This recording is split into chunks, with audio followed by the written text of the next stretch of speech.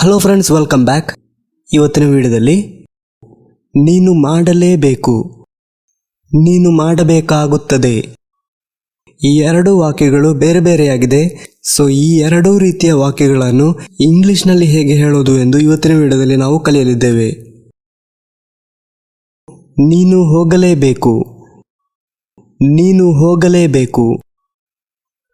You have to go, you have to go, you have to go.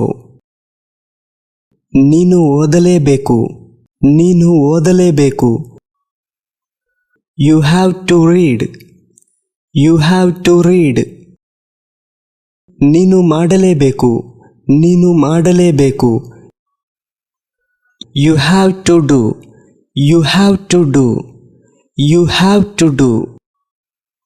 ನೀನು ಬರಲೇಬೇಕು, ನೀನು ಬರಲೇಬೇಕು. You have to come, you have to come, you have to come. ಅವನು ಬರಲೇಬೇಕು, he has to come, ಅವನು ಬರಲೇಬೇಕು, he has to come. ಅವಳು ಮಾಡಲೇಬೇಕು, ಅವಳು ಮಾಡಲೇಬೇಕು. She has to do, she has to do. ಇನ್ನು ನೆಕ್ಸ್ಟ್ ರೀತಿಯ ಒಂದು ವಾಕ್ಯಗಳು, ನೀನು ಮಾಡಬೇಕಾಗುತ್ತದೆ, ನೀವು ಮಾಡಬೇಕಾಗುತ್ತದೆ. You will have to do, you will have to do. ಮಾಡಬೇಕಾಗುತ್ತದೆ, ಓದಬೇಕಾಗುತ್ತದೆ, ಹೋಗಬೇಕಾಗುತ್ತದೆ, ಈ ರೀತಿಯೆಲ್ಲ ನಾವು ಹೇಳುವಾಗ ಯು ವಿಲ್ ಹ್ಯಾವ್ ಅನ್ನು ಬಳಸ್ತೇವೆ. ಆದರೆ ಇದು ವಿಲ್ ಹ್ಯಾವ್ ಅನ್ನು ಬಳಸುವಾಗ ಸಬ್ಜೆಕ್ಟ್ ಏನೇ ಇರಲಿ, ಯು ಆಗಿರಲಿ, ಹಿ ಆಗಿರಲಿ, ಶಿ ಆಗಿರಲಿ, ಹ್ಯಾವ್ ಅನ್ನೇ ಬಳಸಬೇಕು, ಹ್ಯಾಸ್ ಅನ್ನು ಬಳಸುವಂತಿಲ್ಲ. ಯು ವಿಲ್ ಹ್ಯಾವ್ ಅನ್ನೇ ಬಳಸಬೇಕು.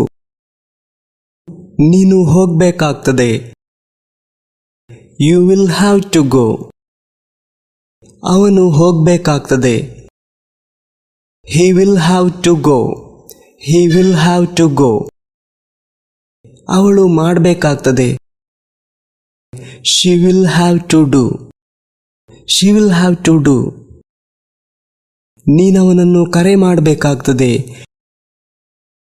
You will have to call him, you will have to call him. ನೀನವನನ್ನು ಕರೆಯಲೇಬೇಕು, ನೀನವನಿಗೆ ಕಾಲ್ ಮಾಡಲೇಬೇಕು. You have to call him, you have to call him. ನೀನಿಲ್ಲಿಗೆ ಬರಲೇಬೇಕು, you have to come here, you have to come here.